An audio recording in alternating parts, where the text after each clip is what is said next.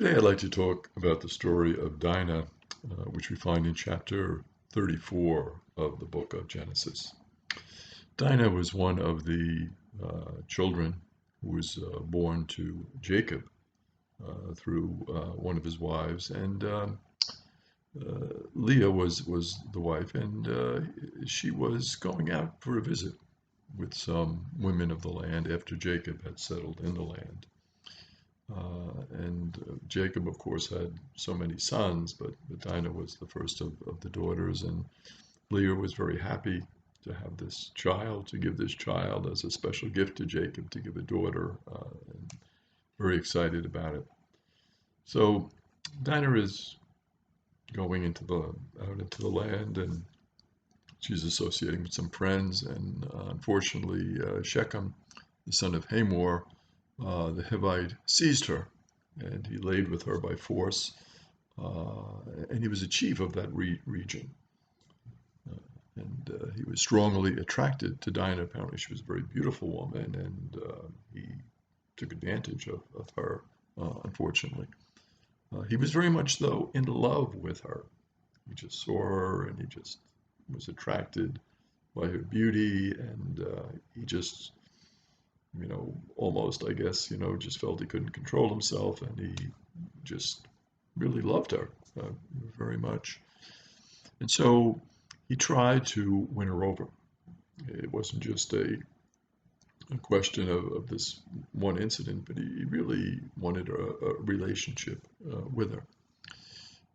So Shechem asked his father, Hamor, if he could do something to help Dinah become his wife, because he thought maybe his father, as a very significant figure in the region, could really help with this. And he was excited about this and very hopeful that Dinah would become his wife. So Hamor said, well, I'll try my best, but it's certainly an awkward situation here. You already seized her by force, and now you want to be married to her, and this is really isn't good, but I'll do my best. I'll go and speak with Jacob. So we went and discussed it with Jacob, but the brothers were upset when they heard about this. They said, treating our sister like this is a terrible thing. I mean, seizing her like this is wrong. And he used force, and this is not a good thing. It wasn't a free thing. It was force was used, and this was not proper. This was not good. So Hamor tried to convince the brothers to allow this intermarriage. He said, well, he really does love her, and give him another chance, and all of that. And Shechem also was there, and he appealed to them. And he said that he would provide a large bridal price. So he tried to kind of win the marriage over by sort of a bribe. A bridal price was given as part of the custom of the time, but to say that he would do this in this situation, kind of crazy, but yet he was genuine in his love. He felt he really loved her. She was a special woman, and he wanted her for his wife. The brothers said that they would allow the marriage if all of the men in the area had a circumcision. And they were trying to use a little strategy here. They were trying to be a bit devious in what they were saying. So they said, if in our situation, in our customs, as part of our religion, our relationship with our God, we have this practice called circumcision. And so if you want to marry into our religion, into our way of faith, into our way of life, into our culture, you have to undergo this rite called circumcision. And Hamor and his son Shechem thought, well, this is a fair proposal. They're being honest here. They're making this demand of us. But we can see why, it's their custom. And so maybe we should relent and go along with their custom. I've done something that really isn't proper. I can see why the brothers are upset with me, so maybe this will kind of make up for it in a way. My willingness to undergo the circumcision. So Shechem acted on this immediately because he was so in love with Dinah. He said, I'm going to do this immediately. I'm going to get the circumcision. I love her. I want to see this marriage come to fruition. And Hamor and Shechem then met with the town council, the group that was kind of governing the town and the people, and set up all the procedures for the town. And they convinced them that all the males in the town should be circumcised. And they said that if they did this, all of the flocks of the Israelites would be theirs, because then Dinah would be part of our family, and so we would be connected, and we would all be circumcised together, and so all of these flocks that they had would be ours. So they thought this would be a good thing economically, a good thing for the fortunes of the people, that all these flocks would be theirs. So all of the able-bodied men in the town went through with it, and they became circumcised. On the third day, though, after the circumcisions, the men were in pain. They were recovering from this because they were older, and this was obviously a surgical procedure to weaken them. They had to be healed from it, and they were recovering from the circumcision. Dinah's full brothers through Leah, had the half-brothers, naturally through Rachel and through the maidservants, but through Leah.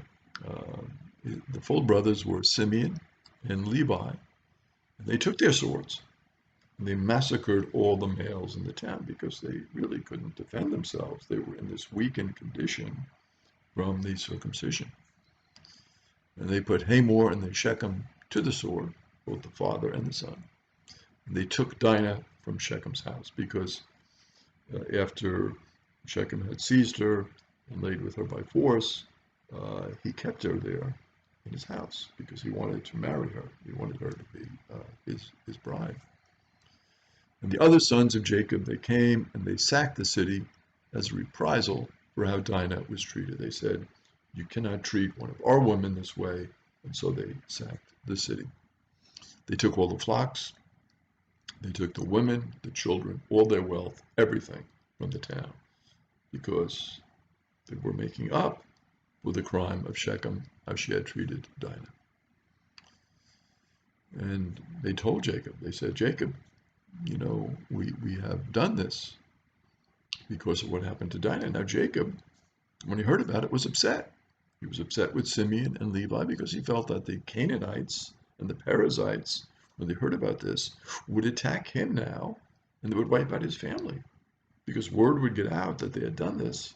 The Canaanites and the Perizzites wouldn't like it, obviously, and they would come back and they would take it out on Jacob, and not only on Jacob, but on his sons and his daughter Dinah again, and his wives, and it would be terrible. Why did you do this? But they said, we had to do it. We had to uphold the honor of our sister Dinah. It had to be done. Now, when you reflect on this story from chapter 34, what are some of the lessons that we learn? Well, first of all, the problem of sexual assault. We have, of course, today the whole Me Too movement, which is a pushback to this issue. And it shows us what happens when we try to take advantage of someone and do something that we shouldn't do, and treat people without the respect and the love that they should be treated. We should reverence them, we should respect them, we shouldn't force ourselves on anyone. That is wrong. And so the lesson is, when that happens, bad things are going to flow from that. And we should refrain from that. And of course, we have in our tradition the virtue of chastity, using our power of sexuality according to the right way. It should be used to give honor and praise to God and to bring people closer together in love and affection with one another. And then you have the question of true love. Shechem says, I really love her. But if he truly loved her, why didn't he respect her freedom? Why did he force himself on her? No way to begin a relationship. No way to show true love. And of course, in those days, there would be an engagement period. You would go to the father and ask permission and all of that. None of that was done. None of it. So Shechem said, I love Dinah, but did he really love her? Or was this lust? Hard to judge it, but it certainly was wrong what he did, the approach he took. But then he claimed to truly love her. And the idea of seeking permission to marry. We see now Hamor going to Jacob to seek permission. We see Shechem going to Jacob and to the brothers, apologizing and going through the circumcision and all that. So there was this permission seeking, but again, too late. After he had done something that was wrong, that was immoral, that was evil, then he sought permission. Why didn't he seek permission first if he truly loved her? Again, the fault in not seeking permission, both from Dinah and from Dinah's father, Jacob. Also, the circumcision proposal. Was it right to do that? You can argue pros and cons on that. Some would say, well, they did wrong, and so, it was legitimate to make that circumcision proposal. Well, if you get circumcised, you can get married. But again, there was dishonesty there, too. They were just trying to seek revenge, and they gave their word about something. They went back on their word. So again, this whole sense of dishonesty. But it was their way of seeking this revenge, of seeking justice at this time. And the reprisal, was it a fair reprisal to go to that extreme? I mean, Shechem had done wrong, but then to kill his father, to kill all the men in the town, the women, the children, capturing them, taking all the wealth, was that fair to go to that extent? Well, they might say, well, they were kind of protecting Shechem maybe, and so, but you wonder if it was too extreme in terms of their retaliation.